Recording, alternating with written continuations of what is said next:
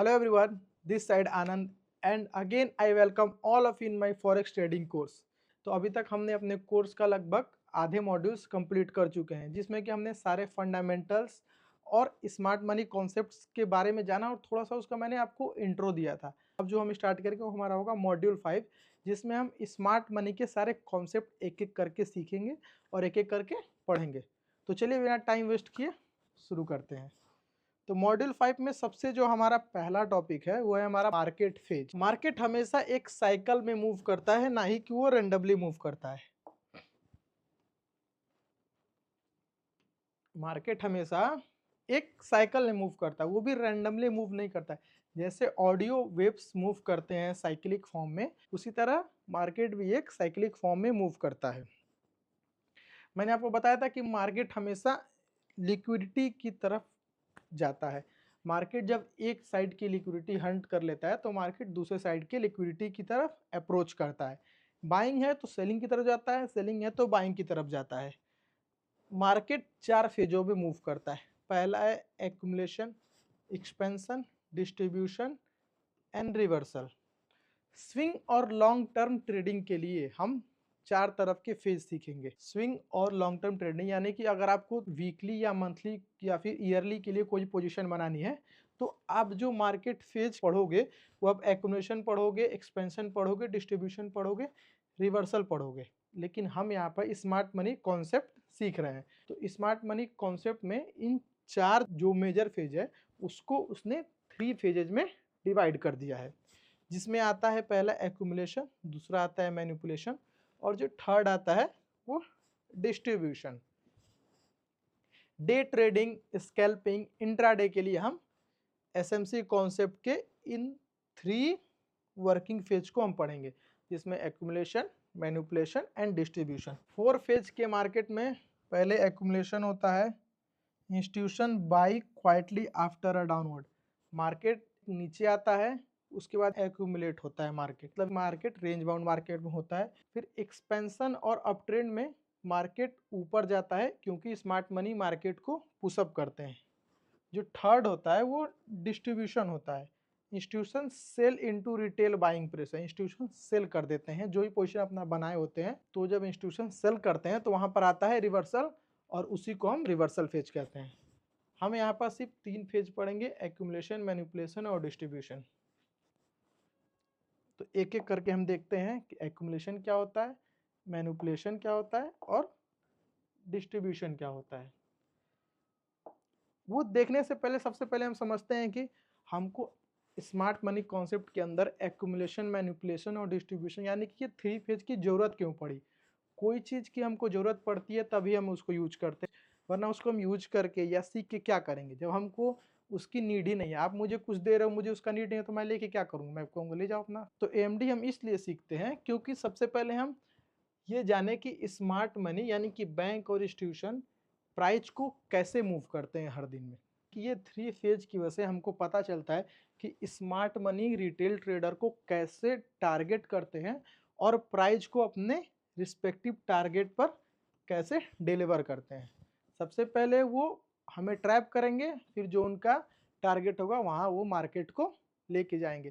तो ये जो प्रोसेस वो करते हैं वो सीखने के लिए हमको एएमडी का कॉन्सेप्ट जानना बहुत ज़रूरी है। ये एक रिपीटेबल साइकिल है जो कि हर टाइम फ्रेम में दिखती है। हर टाइम फ्रेम में यानी कि एक्यूमुलेशन, मैनिपुलेशन और डिस्ट्रीब्यूशन हर टाइम फ्रेम में आपको देखने को मिलेगा। आप चार्ट पर जाके चेक कर सकते हो और देख सकते हो। तो सबसे जो पहला आता है वो एक्यूमुलेशन फेज आता है। एक्यूमुलेशन फेज में क्या होता है, markets move in a range और sideways direction after a big move. या तो मार्केट एक रिवर्स कर रहा है, रिवर्सल के बाद मार्केट ऐसे एक साइडवेज मूव करे, इसको हम लोग एक्यूमुलेशन फेज कहते हैं। या तो मार्केट ऊपर जा रहा है, ऊपर जाने के बाद मार्केट ऐसे ऐसे एक रेंज बाउंड मार्केट में घूमे, इसको हम लोग एक्यूमुलेशन फेज कहते हैं। इस एक्यूमुलेशन फेज में स्मार्ट मनी अपना पोजीशन बिल्ड करते हैं, यानी कि वो अपना पोजीशन बनाते हैं, बाइंग का बनाते हैं या फिर सेलिंग का बनाते हैं।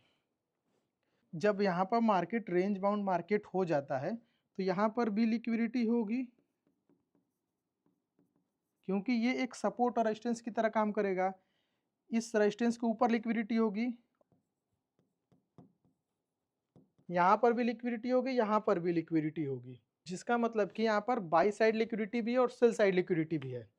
जो एक्यूमुलेशन होता है वो एशियन सेशन में ज़्यादा देखा जाता है। मैंने आपको बताया था ना, जो मार्केट है वो हमारे 4 सेशंस में डिवाइडेड है, Asian session, London session, New York session और सिडनी सेशन। तो उसी तरह ये जो एक्यूमुलेशन होता है ये ज़्यादातर एशियन सेशन में देखा जाता है, यानी कि जो सुबह का टाइम होता है तो वहाँ पर थोड़ा सा एक्यूमुलेशन देखा जाता है। अब स्मार्ट मनी कॉन्सेप्ट एक्यूमुलेशन करते क्यों, एक्यूमुलेशन फेज करते क्यों है, या मार्केट को साइडवेज में क्यों ले जाते हैं? क्योंकि सबसे पहली चीज़ यहाँ पर लिक्विडिटी होती है, यहाँ पर सेल साइड लिक्विडिटी भी होती है और बाई साइड लिक्विडिटी भी होती है। तो अगर स्मार्ट मनी को मार्केट को मूव करना है तो उनको चाहिए लिक्विडिटी, और लिक्विडिटी बनाने के लिए ही ये एक्यूमुलेशन वो करते हैं, और ज़्यादातर वो एशियन सेशन में होता है। जो रिटेल ट्रेडर होंगे ये सपोर्ट पर बाई करेंगे, इनका एसएल यहाँ होगा, मार्केट यहाँ ऊपर जा रहा है तो यहाँ पर कुछ रिटेल ट्रेडर सेल करेंगे, उनका एसएल यहाँ पर होगा, तो हमें बाई साइड की लिक्विडिटी मिल गई और सेल साइड की लिक्विडिटी भी मिल गई। तो पहला काम वो एक्यूमुलेशन करते हैं। तो यहाँ पर स्मार्ट मनी अपना पोजीशन बिल्ड करने के लिए तैयार हैं। अब आता है हमारा मैनिपुलेशन फेज। मैनिपुलेशन फेज में होता क्या है, जब भी मार्केट आया ऐसे,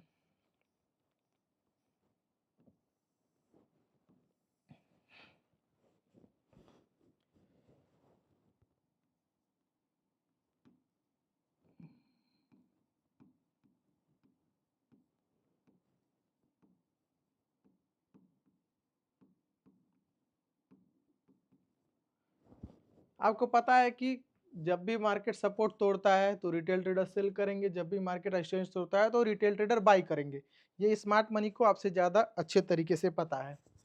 तो अब वो एक्यूमुलेशन फेज बनाने का कारण उनका क्या था, ताकि वो यहाँ पर जितने ऑर्डर्स हैं वो ऑर्डर्स या लिक्विडिटी यहाँ पर वो मैनेज करे। अब यहाँ मैनेज करने के बाद सबसे पहले वो फेक मूव देते हैं, या तो रेजिस्टेंस ब्रेक करेंगे या तो वो सपोर्ट ब्रेक करेंगे। जब रेजिस्टेंस ब्रेक होगा तो यहाँ पर जितने ट्रेडर्स होंगे रिटेल ट्रेडर, वो अपना पोजीशन एक्टिव करेंगे बाइंग का।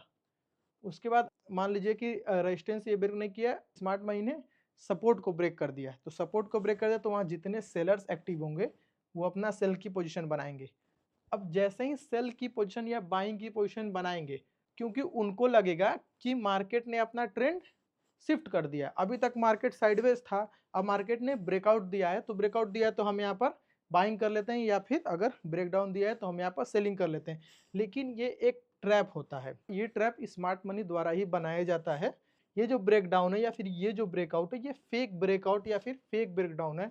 और ये स्मार्ट मनी क्यों करते हैं, उनको क्या फ़ायदा है, वो इसलिए करते हैं ताकि यहाँ पर जितने अधिक से अधिक ऑर्डर्स एक्टिव हो जाएं, और जैसे ही ऑर्डर्स अधिक से अधिक एक्टिव होंगे तो वो एक और मूवमेंट करते हैं अपोजिट साइड की तरफ, और जितने भी रिटेल ट्रेडर होते हैं सबका स्टॉप लॉस हंट कर देते हैं और उनको एक लिक्विडिटी मिल जाती है।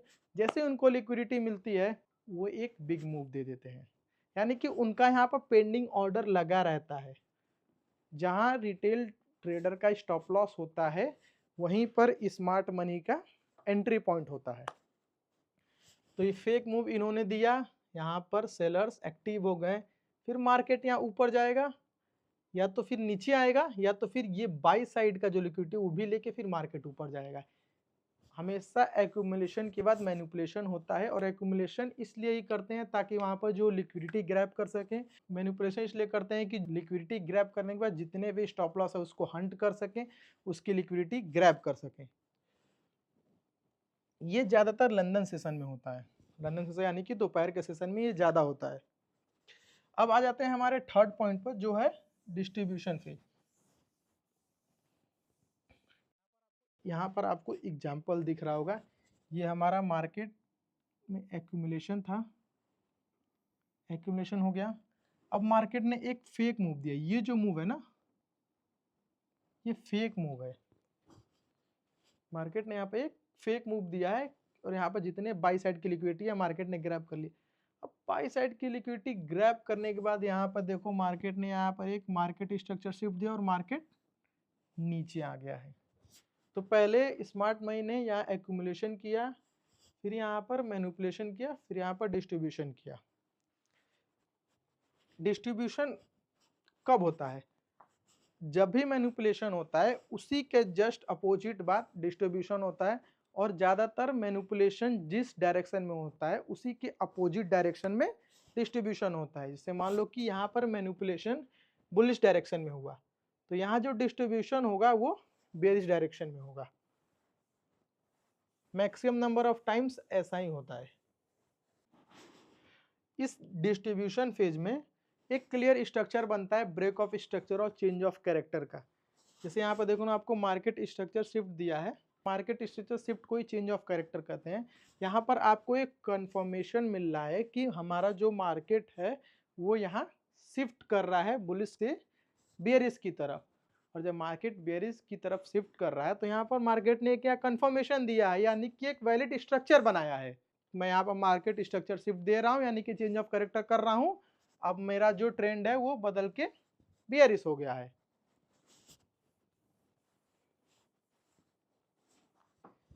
अब ये कब होता है? ये लंदन और जो न्यूयॉर्क का ओवरलैप सेशन होता है ये उसमें होता है, यानी कि शाम के टाइम में अराउंड 5:30 से 8:30 या 9:30 बजे के करीब में होता है। आप एक बार टाइमिंग चेक कर लेना जाके पीछे। अब आपको पता चल गया कि सबसे पहले एक्यूमुलेशन में लिक्विडिटी हम लोग गैदर करते हैं, मैनिपुलेशन में लिक्विडिटी हंट करते हैं, और डिस्ट्रीब्यूशन में हम मार्केट को एक हायर टारगेट पर लेके जाते हैं। एक्यूमुलेशन और मैनिपुलेशन करने का रीजन ये होता है कि स्मार्ट मनी को चाहिए लिक्विडिटी, और जब भी वो मार्केट में इंटर करते हैं तो वो एक टारगेट बना के चलते हैं। तो उस टारगेट तक जाने के लिए उनको फ्यूल चाहिए। जैसे आप गाड़ी चलाते हो तो उसके लिए फ्यूल चाहिए होता है ना, पेट्रोल या डीजल आपके पास लगता है। तो जो रिटेल ट्रेडर के स्टॉप लॉस होते हैं या जो उनके पेंडिंग्स ऑर्डर्स होते हैं वो स्मार्ट मनी के लिए फ्यूल की तरह काम करते हैं। और उसी के बाद देखो आप, मैनिपुलेशन के बाद मार्केट एक लोअर प्राइस पर गया है, इस एग्जांपल में मार्केट हायर प्राइस पर गया है। सबसे पहले एक्यूमुलेशन हुआ, या तो मार्केट कहीं से गिरते हुए आ रहा होगा, या एक्यूमुलेशन किया, या तो मार्केट ऊपर जा रहा होगा। ऐसे एक्यूमुलेशन किया, यहाँ पर इसने फेक ब्रेकडाउन दिया, जितने लोगों ने सेल करना होगा सेल कर लिया। सेल करने के बाद मार्केट ने यहाँ पर एक मार्केट स्ट्रक्चर शिफ्ट दिया, फिर मार्केट ने यहाँ पर इस ऑर्डर ब्लॉक पर टैप किया, उसके बाद मार्केट ने एक बड़ा मूव दे दिया, यानी कि डिस्ट्रीब्यूशन दे दिया। तो इसी प्रोसेस को हम AMD प्रोसेस कहते हैं, यानी कि एक्यूमुलेशन, मैनिपुलेशन और डिस्ट्रीब्यूशन प्रोसेस। और इसीलिए आपको AMD का प्रोसेस सीखना जरूरी है। अगर आपको एक्यूमुलेशन, मैनिपुलेशन और डिस्ट्रीब्यूशन का प्रोसेस नहीं पता तो आपको कैसे पता चलेगा कि स्मार्ट मनी कहाँ पोजीशन बिल्ड कर रहे हैं, कब वो मैनिपुलेशन कर रहे हैं और कब वो बिग मूव के लिए तैयार होंगे। तो आपको समझ में आया कि मैं क्यों बता रहा था कि ये चीजें आपके लिए इम्पोर्टेंट है। तो हमने एक्यूमुलेशन, मैनिपुलेशन और डिस्ट्रीब्यूशन सीख लिया। अब मैं कब से आपसे बोल रहा था कि लिक्विडिटी, आप लोग भी कंफ्यूज होंगे लिक्विडिटी क्या होता है। मैंने थोड़ा सा बताया भी था कि लिक्विडिटी क्या होता है, जो भी हमारे ऑर्डर्स होते हैं उसी को लिक्विडिटी कहते हैं। लेकिन स्मार्ट मनी के अंदर हम देखेंगे कि लिक्विडिटी कहते किसको हैं, क्या होता है लिक्विडिटी, और लिक्विडिटी के क्या क्या कॉन्सेप्ट्स हैं। तो सबसे पहले समझते हैं लिक्विडिटी होता क्या है। Liquidity means money.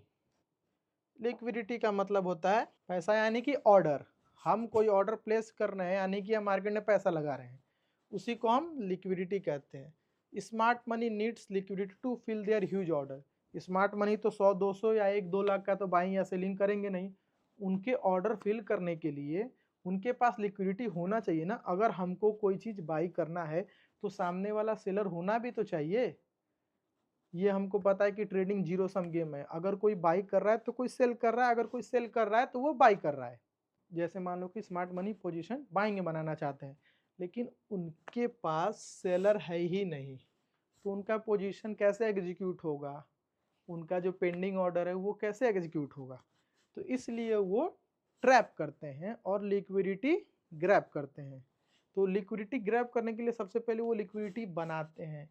लिक्विडिटी बनाने के लिए वो एक्यूमुलेशन करते हैं, फिर लोगों को मैनिपुलेट करते हैं। पीछे ही मैंने बताया था कि प्राइस हमेशा लिक्विडिटी जोन की तरफ मूव करती है और रियल मूव करने से पहले अपने ऑर्डर्स कलेक्ट करती है। ऑर्डर्स कलेक्ट करने का मतलब कि जो पेंडिंग्स ऑर्डर होते हैं स्मार्ट मनी के, उस ऑर्डर को वो कलेक्ट करती है। अब वो उस ऑर्डर कैसे कलेक्ट करेगी? जहाँ रिटेल ट्रेडर का स्टॉप लॉस लगा वहीं उसका एंट्री होगा। जैसे ही वहाँ पर उसका स्टॉप लॉस हिट हुआ, यानी कि वहाँ पर एक सेलर आ गया और यहाँ पर स्मार्ट मनी का बाइंग है, तो जब सेलर और बाइंग मिल गए तो उनका जो ट्रेड एग्जीक्यूशन था वो तो कंप्लीट हो गया।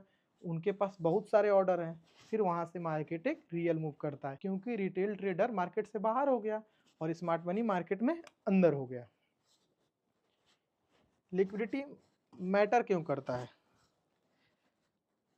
लिक्विडिटी हमारे एसएमसी कॉन्सेप्ट में या ट्रेडिंग के लिए क्यों मैटर करता है इतना ज़्यादा? लिक्विडिटी इसलिए मैटर करता है क्योंकि जब भी स्मार्ट मनी मार्केट में एंट्री करते हैं, तो मैंने आपको बताया कि वो ह्यूज या फिर बड़े ऑर्डर्स के साथ ही एंट्री करते हैं। तो उस ऑर्डर को फिल करने के लिए उनके पास अपोजिट साइड की एंट्री होनी चाहिए। बाइंग कर रहे हैं तो उनके पास सेलर की लिक्विडिटी चाहिए ही चाहिए अपना ऑर्डर को एग्जीक्यूट करने के लिए। इसीलिए स्मार्ट मनी मार्केट को लिक्विडिटी जोन की तरफ ले जाते हैं और वहाँ से जितनी लिक्विडिटी है फेक आउट करके, फेक डाउन करके सारी लिक्विडिटी ग्रैब करते हैं, उसके बाद एक बड़ा मूव देते हैं। तो आपको समझ में आया कि लिक्विडिटी होता क्या है और लिक्विडिटी मैटर क्यों करता है। तो अभी तक हमने देखा था कि लिक्विडिटी क्या होती है और लिक्विडिटी इतना ज़्यादा इंपॉर्टेंट क्यों होती है। तो अब हम आ जाते हैं लिक्विडिटी पूल पर। तो लिक्विडिटी दो टाइप की होती है, एक बाई साइड लिक्विडिटी होती है और एक सेल साइड लिक्विडिटी होती है। जो बाई साइड लिक्विडिटी होती है वो हमेशा स्विंग हाई, रेजिस्टेंस और इक्वल हाई के ऊपर मिलती है। और जो स्मार्ट मनी होते हैं, यहाँ जो बाई साइड की लिक्विडिटी होती है उसको ग्रैब करने के लिए वो मार्केट को फेक ब्रेकआउट देते हैं। फेक ब्रेकआउट देने के बाद मार्केट यहाँ से नीचे गिर जाती है। ऊपर जो हमारी लिक्विडिटी रिसाइड करती है उसको हम बाई साइड लिक्विडिटी कहते हैं। अब जो हमारा सेल साइड लिक्विडिटी होता है वो हमारा स्विंग लो पर होता है, सपोर्ट पर होता है और हमारा इक्वल लो पर होता है। अब यहाँ से मार्केट आई, यहाँ से मार्केट नीचे आ गई। रिटेल ट्रेडर को लगा कि मार्केट नीचे गई, यहाँ से उन्होंने अपना सेल का पोजीशन एक्टिव कर दिया। यहाँ पर उन्होंने एसएल लगा दिया। के बाद स्मार्ट मनी ने यहाँ पर एक फेक ब्रेकडाउन दे दिया। फेक ब्रेकडाउन देने के बाद उन्होंने मार्केट को ऊपर ले गया और सारे के सारे लोगों की स्टॉप लॉस हंट कर दी। स्टॉप लॉस हंट जैसे उन्होंने किया, स्मार्ट मनी के जितने भी पेंडिंग ऑर्डर्स हैं वो एक्टिव हो गए और मार्केट यहाँ से ऊपर का मूवमेंट कर गई। तो जो यहाँ के जो लिक्विडिटी होगी उसको हम सेल साइड लिक्विडिटी कहेंगे, जो ऊपर की लिक्विडिटी होगी उसको हम लोग बाई साइड लिक्विडिटी कहेंगे। अब इक्वल हाई और इक्वल लो होता क्या है? इक्वल हाई और इक्वल लो हमेशा सपोर्ट और रेजिस्टेंस पर बनता है। ये हमारा सपोर्ट हो गया, ये हमारा रेजिस्टेंस हो गया। मार्केट यहाँ से गई, फिर यहाँ आई, फिर मार्केट यहीं से आके मार्केट नीचे आई। इसको हम कहते हैं इक्वल हाई। एक हाई इसने बनाया, एक और हाई इसने बनाया, इसी के इक्वल। तो ये फर्स्ट हाई हो गया, ये सेकेंड हाई हो गया। इसको हम लोग कहते हैं इक्वल हाई। उसी तरह इक्वल लो होता है। इक्वल लो हमेशा हमारा सपोर्ट पे बनता है। मार्केट यहाँ से आई, एक मार्केट ने पुल बैक दिया, फिर अगेन मार्केट आई और यहीं से मार्केट रिवर्स की। तो ये हमारा फर्स्ट सपोर्ट जोन हो गया, ये हमारा सेकेंड सपोर्ट जोन हो गया। इसको हम इक्वल लो कहते हैं। प्राइस कभी भी मूवमेंट करने से पहले या तो इक्वल हाई या तो इक्वल लो की लिक्विडिटी ग्रैब करती है, उसके बाद ही एक बड़ा मूव आता है मार्केट में। तो हमने लिक्विडिटी पूल देख लिया कि लिक्विडिटी पूल में क्या क्या होता है। बाई साइड लिक्विडिटी होती है, सेल साइड लिक्विडिटी होती है, उसके बाद इक्वल हाई होता है और इक्वल लो होता है। इक्वल हाई के ऊपर भी लिक्विडिटी होती है, इक्वल लो के नीचे भी लिक्विडिटी होती है। अब हम देखेंगे स्टॉप हंट या फिर लिक्विडिटी ग्रैब। मैंने अभी आपको बताया 2 मिनट पहले कि जो स्मार्ट मनी होते हैं वो रिटेल ट्रेडर की लिक्विडिटी ग्रैब करते हैं, यानी कि स्टॉप हंट करते हैं। लिक्विडिटी ग्रैब होता कब है? सबसे पहले क्या होता है मैं जानो, सबसे पहले जानो कि होता कब है। लिक्विडिटी ग्रैब जब होता है जब प्राइस शार्पली मूव्स above और below a key level to trigger stop losses and then reverse sharply in opposite direction। तो इसको समझाता हूँ मैं आपको। मार्केट ने एक एक्यूमुलेशन दे दिया। समझ में आया? मार्केट ने यहाँ से एक एक्यूमुलेशन दे दिया, मार्केट ने यहाँ पर एक ब्रेकआउट दे दिया। आपका एंट्री यहाँ है, आपका बहुत ऐसे होगा यहाँ होगा, करेक्ट। आप टारगेट रख रहे होगे। अब मार्केट ऊपर गया तो ये एक फेक आउट था, क्योंकि आपने ना ही कोई वैलिड कंफर्मेशन चेक किया, आपने एंट्री ले लिया। तो आपने यहाँ पे एक एंट्री लिया, एंट्री लेने के बाद एक शार्प मूव आती है, ऐसे तुरंत आएगी मूव और तुरंत मार्केट ऊपर जाएगी। तो ये जो शार्प मूव होती है इसी को हम लिक्विडिटी ग्रैब कहते हैं। यानी कि जो रिटेल ट्रेडर है उनका एसएल ग्रैब हो जाता है, हंट हो जाता है। होता क्यों है ये? अब जब एक बार ऊपर जा रही है तो उसको ऊपर ही जाना चाहिए ना, नीचे क्यों ही आ रही है? ऐसे ऊपर जा रही है तो ऊपर जाए, फिर ऊपर जाके रिटेस्ट करे, फिर ऊपर जा रही है, फिर ये एसएल क्यों हंट कर रही है?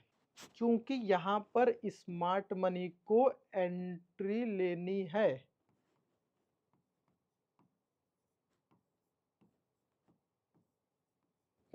इसलिए स्मार्ट मनी ने यहाँ पर एक फेक ब्रेकआउट कराया ताकि आप एंट्री लो मार्केट में।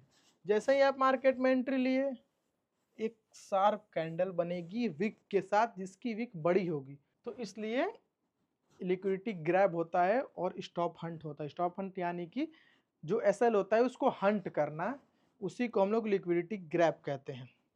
अब लिक्विडिटी भी दो टाइप की होती है, एक इंटरनल लिक्विडिटी होती है, एक एक्सटर्नल लिक्विडिटी होती है। जब भी मार्केट ऊपर जाता है, मान लो मैं बुलिश का एग्जांपल है, हायर हाई बनाते हुए मार्केट ऊपर जा रहा है, ये 4 आवर का कैंडल है, मार्केट का स्ट्रक्चर बुलिश है, 1 आवर के टाइम फ्रेम में हमने इसको स्ट्रक्चर बना लिया। ये हाई हो गया, ये हमारा हायर हाई हो गया, ये हमारा हायर हाई हो गया, ये अगेन हायर हाई हो गया, ये लो हो गया, हायर लो हो गया, ये अगेन हायर लो हो गया। तो इसके ऊपर, इसके ऊपर, इसके ऊपर, इसके ऊपर, इसके ऊपर, इसके नीचे, इसके ऊपर, इसके नीचे, ये सारी एक्सटर्नल लिक्विडिटी होती है। क्या होती है?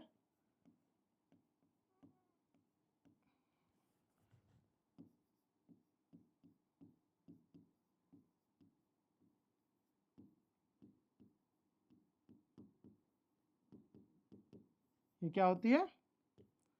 External liquidity. मेजर हाई या मेजर लो के ऊपर जो लिक्विडिटी होती है उसको हम लोग एक्सटर्नल लिक्विडिटी कहते हैं। एक्सटर्नल लिक्विडिटी में प्रीवियस डे का हाई लो भी आ जाता है। ये स्ट्रक्चर बन रहा है, अब ये स्ट्रक्चर के अंदर भी तो बहुत सारे स्ट्रक्चर होंगे। मान लो ये 4 आवर का टाइम फ्रेम का कैंडल है, या 2 आवर का है, या फिर 1 आवर का है। तो ये इसके अंदर 5-5, 10-10 मिनट के तो बहुत सारे कैंडल होंगे। तो लिक्विडिटी के अंदर जब लिक्विडिटी आती है उसको हम लोग इंटरनल लिक्विडिटी कहते हैं। ये हमारा छोटा टाइम फ्रेम का स्मॉल हाई हो गया, ये स्मॉल हायर लो हो गया, ये स्मॉल हायर हाई हो गया, स्मॉल हायर हो गया, ये स्मॉलर हायर हाई हो गया, ये स्मॉलर हायर लो हो गया।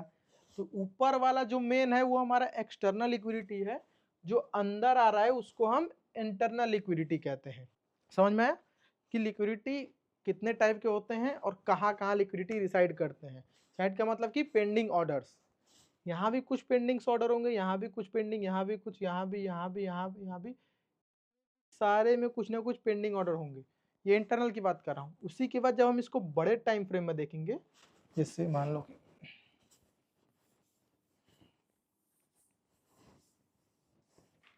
ये 4 आवर का कैंडल है,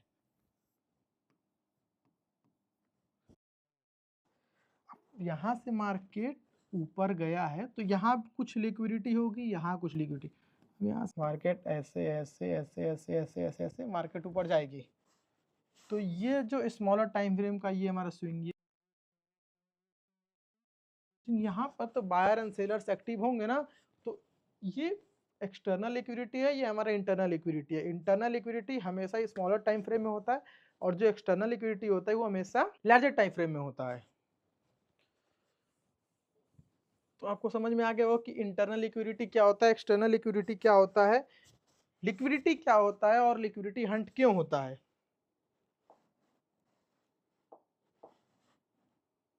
अब हम आ जाते हैं अपने नेक्स्ट टॉपिक पर, डिमांड और सप्लाई पर। देखो सपोर्ट रेजिस्टेंस और डिमांड और सप्लाई में अंतर होता है, तो इस बात को दिमाग से निकाल देना कि डिमांड सप्लाई और सपोर्ट रेजिस्टेंस सेम होता है। सपोर्ट और रेजिस्टेंस एक थिन लाइन होता है, एक थिन लाइन होता है, और ये एक साइकोलॉजिकल नंबर होता है। जैसे कि गोल्ड 4000 पर गया, 3800 पर आया, 3900, वहां पर सिर्फ एक कैंडल का हम पॉइंट देखते हैं, वहां पर हम सपोर्ट रेजिस्टेंस देखते हैं। डिमांड सप्लाई में बंच ऑफ कैंडल्स होते हैं, 2 3 4 5 कैंडल्स होते हैं, वहां हम लोग डिमांड और सप्लाई मार्क करते हैं। तो सप्लाई डिमांड और सपोर्ट रेजिस्टेंस में बहुत अंतर होता है। सपोर्ट रेजिस्टेंस साइकोलॉजिकल नंबर होता है, गोल्ड 4000 चला गया, वहां से उसको सेल होना चाहिए, लोगों ने सेल करना स्टार्ट किया क्योंकि वहां उनकी साइकोलॉजी है कि 4000 चला गया है, अब गोल्ड को नीचे आना चाहिए। चांदी 2 लाख चला गया है, चांदी 1 लाख आ गया है, अब 1 लाख आ गया तो 1 लाख से तो नीचे नहीं जाएगा ना, चलो 1 लाख पर बाइंग करते हैं, तो वो हमारा सपोर्ट हो गया, वो हमारा साइकोलॉजी हो गया, वो हमारा साइकोलॉजिकल नंबर हो गया। तो समझ जाओ कि सपोर्ट रेजिस्टेंस डिमांड सप्लाई बहुत अलग होता है। अब डिमांड होता क्या है? It is the area where buying orders are strong, यानी कि एक ऐसा एरिया होता है जहां बायर्स ज्यादा एक्टिव होते हैं, और स्मार्ट मनी भी यहीं पर एंटर करते हैं, लेकिन कब? रिटेल ट्रेडर का स्टॉप लॉस हंट करने के बाद। मुझे जाना है आगे, लेकिन मैं तुमको गिरा के ही जाऊंगा, बिना गिराए मैं नहीं जाऊंगा। मैं स्मार्ट मनी हो गया, तुम हो गए रिटेल ट्रेडर, समझे? अब समझो कि डिमांड जोन बनता कैसे है। मान लो कि मार्केट में कोई चीज बिक रहा है, उसकी सप्लाई ज्यादा है, डिमांड कम है, तो प्राइस नीचे आएगा। लेकिन अगर उसकी सप्लाई कम हो जाती है, अगर हम कोई चीज़ बल्क में खरीद लेते हैं, तो यानी कि हमारा जो डिमांड हो गया वो ज़्यादा हो गया। और अगर कोई चीज़ हमको बल्क में खरीदनी है, तो अगर सामने वाला मुझे 100 रुपये में बेचे या 120 में बेचे या मुझे 150 में बेचे, मुझसे उससे कोई फ़र्क नहीं पड़ता है। मुझे अपना ऑर्डर फिल करना है, तो वो कितने प्राइस में भी बेचेगा, मैं उसको ऑर्डर फिल करके मैं ले जाऊँगा घर पे। उसी तरह स्मार्ट मनी जब एक हैवी बाइंग करते हैं, तो जितने भी ऑर्डर्स होते हैं उनके साथ जितने भी सेलर्स होते हैं वो सबके ऑर्डर्स ले लेते हैं, और मार्केट एक बिग मोमेंटम दे देता है। इसके अंदर और भी जो लोग एंट्री करना चाहते हैं वो लोग एंट्री नहीं कर पाते हैं, या उनके ऑर्डर ट्रिगर नहीं हो पाते हैं, तो वो जोन एक हमारा डिमांड जोन हो जाता है, क्योंकि वहां पर लिक्विडिटी रुकी होती है। लिक्विडिटी यानी कि जो पेंडिंग्स ऑर्डर है, और कोई को अगर एंट्री करना होगा तो वहां वो अपना लिमिट ऑर्डर लगा के रखा होगा, इसीलिए मार्केट वहां पर वापस डिमांड जोन पर आती है, फिर मार्केट एक और मूव देती है। जो डिमांड जोन का स्ट्रक्चर होता है, ड्रॉप, बेस, रैली। ड्रॉप होता है, यहाँ पर ये बेस बनाता है, यहाँ पर ये रैली हो जाता है। रैली होने के बाद यहाँ पर कुछ ऑर्डर्स पेंडिंग होते हैं, मार्केट फिर आता है इस पेंडिंग ऑर्डर्स को लेने। पेंडिंग ऑर्डर लेने के बाद मार्केट एक अपसाइड का मोमेंटम देता है, और इसी ब्लॉक को हम डिमांड जोन कहते हैं, जिसको हम आगे चल के ऑर्डर ब्लॉक के फॉर्म में समझेंगे। तो हम लोगों ने तो पढ़ लिया कि डिमांड क्या होता है, अब हम जानते हैं कि सप्लाई क्या होता है। सप्लाई एक ऐसा एरिया होता है, सेलिंग ऑर्डर्स सबसे ज्यादा स्ट्रांग होते हैं, यानी कि जहां पर सबसे ज्यादा सेलर्स एक्टिव होते हैं, और स्मार्ट मनी भी यहीं पर एंटर करते हैं रिटेल ट्रेडर के लिक्विडिटी हंट करने के बाद। अब सप्लाई जोन कैसे क्रिएट होता है? जब भी स्मार्ट मनी हेविली सेल करते हैं, तो बीच में जितने भी लोग एंटर करना चाहते हैं कर नहीं कर पाते हैं, क्योंकि वो इतना हैवी अमाउंट में मार्केट में एंटर करते हैं, बड़ी कैंडल बनती है, वो भी डिस्प्लेसमेंट के साथ या फिर इम्बैलेंस के साथ। ने यहाँ पर एंट्री किया, मार्केट बड़ी कैंडल बनाते हुए नीचे गई। अब कुछ लोग वेट कर रहे हैं, या फिर अपना उन्होंने यहाँ पर पेंडिंग ऑर्डर लगाया कि मार्केट वापस यहाँ पर आए तो हम अपना ऑर्डर एग्जीक्यूट करें। तो इसलिए ये जो जोन होता है ये हमारा एक सप्लाई जोन हो जाता है, क्योंकि जैसे ही मार्केट यहाँ पर आएगी, यहाँ पर पेंडिंग्स ऑर्डर है, पेंडिंग्स ऑर्डर ग्रैब होंगे, उसके बाद मार्केट नीचे जाएगी। जो स्ट्रक्चर होता है वो रैली, फिर यहाँ पर एक बेस बनाता है, यानी कि एक्यूमुलेशन करता है, फिर यहाँ पर ड्रॉप करता है। मैं कि डिमांड और सप्लाई क्या होता है और कैसे चीज़ें वर्क करती है। डिमांड और सप्लाई को मैं एक्यूमुलेशन, मैनिपुलेशन और डिस्ट्रीब्यूशन के साथ अभी ऐड करके बताता हूँ। पीछे देखा था एमडी में कि मार्केट ऊपर जाता है या फिर नीचे जाता है, फिर यहाँ पर मार्केट एक एक्यूमुलेशन देता है। तो मार्केट यहाँ पर एक एक्यूमुलेशन दे दिया। एक्यूमुलेशन देने के बाद ये मान लो कैंडल यहाँ तक था और एक और कैंडल मार्केट ने यहाँ बनाया, एक और बनाया। अब यहाँ पर बेस बना दिया। एक्यूमुलेशन के बाद मार्केट यहाँ पर ब्रेकआउट दे दिया। जैसे ही ब्रेकआउट दिया रिटेल ट्रेडर एंट्री करेंगे, तुरंत मार्केट एसएल हंट करेगा और मार्केट यहाँ पर डिस्ट्रीब्यूशन दे के चला आएगा। तो जो एक्यूमुलेशन होता है वो ज़्यादातर बेस में होता है, यानी कि सप्लाई जोन पर या फिर डिमांड जोन पर। नीचे है तो वो डिमांड जोन है, ऊपर है तो सप्लाई जोन है। सप्लाई और डिमांड जोन पर ही एक्यूमुलेशन होता है।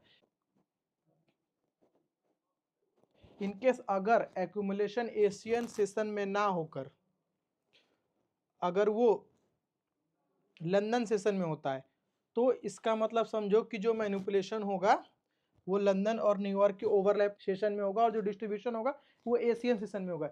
यानी कि एक्यूमुलेशन, मैनिपुलेशन, डिस्ट्रीब्यूशन ये साथ ही चलते हैं। कभी कभी ऐसा होता है कि एशियन सेशन में एक्यूमुलेशन नहीं हो तो एशियन सेशन की जगह लंदन सेशन में हो जाता है या फिर न्यूयॉर्क सेशन में हो जाता है। तो वो पैटर्न रिवाइज करती रहती है और एक्यूमुलेशन, मैनिपुलेशन और डिस्ट्रीब्यूशन होता है। अभी तक हमने स्मार्ट मनी कॉन्सेप्ट के अंदर पढ़ा है मार्केट फेज, मार्केट के कितने फेज होते हैं, फिर वो क्यों यूज होते हैं। उसके बाद हमने लिक्विडिटी पढ़ा, लिक्विडिटी के सारे कॉन्सेप्ट पढ़े, क्यों लिक्विडिटी मैटर करती है। फिर लिक्विडिटी पुल पढ़ा, फिर हमने इक्वल हाई लो पढ़ा, उसके बाद लिक्विडिटी ग्रैप पढ़ा, फिर देखा इंटरनल और एक्सटर्नल लिक्विडिटी क्या होती है। उसके बाद लास्ट में हमने पढ़ा कि डिमांड और सप्लाई जोन क्या होता है, और मैंने डिमांड और सप्लाई जोन को एक्यूमुलेशन, मैनिपुलेशन और डिस्ट्रीब्यूशन के साथ मर्ज करके आपको एक एग्जाम्पल दिया। तो इस मॉड्यूल में इतना ही था और हम इस मॉड्यूल को यहीं पर क्लोज करेंगे। और जो हमारा आने वाला मॉड्यूल होगा उसमें हम order block, mitigation block, fair value gap and Fibonacci retracement और हम एंट्री कैसे लेते हैं ये हम सीखेंगे। होप आपको सारी चीज़ें समझ में आ रही होंगी। समझ में नहीं भी आ रही होंगी तो आप एक दो बार वीडियो को फिर से देखना, समझना। उसके बाद भी नहीं समझ में आएगा तो आप मुझसे पूछना। और आपका एक होमवर्क है कि आप सबसे पहले ट्रेडिंग व्यू के चार्ट पर जाना, गोल्ड या फिर किसी भी करेंसी पेयर के। सबसे पहले आप ये करना, आप इंडिकेटर ऐड करना ट्रेडिंग व्यू में, लक्स एल्गोनेमस इंडिकेटर का, जिससे आपको पता चल जाएगा कि कब एशियन सेशन स्टार्ट होता है, कब लंदन सेशन, कब न्यूयॉर्क सेशन एंड कब सिडनी सेशन। इससे आपको पता चल जाएगा कि सारे सेशंस कितने से कितने बजे स्टार्ट होते हैं और आपको ट्रेडिंग व्यू के चार्ट में दिखेगा। उसके बाद आपको एक्यूमुलेशन, मैनिपुलेशन और डिस्ट्रीब्यूशन का एग्जाम्पल्स देखना है कि कौन से सेशन में ज़्यादा मैनिपुलेशन हो रही है और कौन से सेशन में सबसे ज़्यादा डिस्ट्रीब्यूशन हो रही है।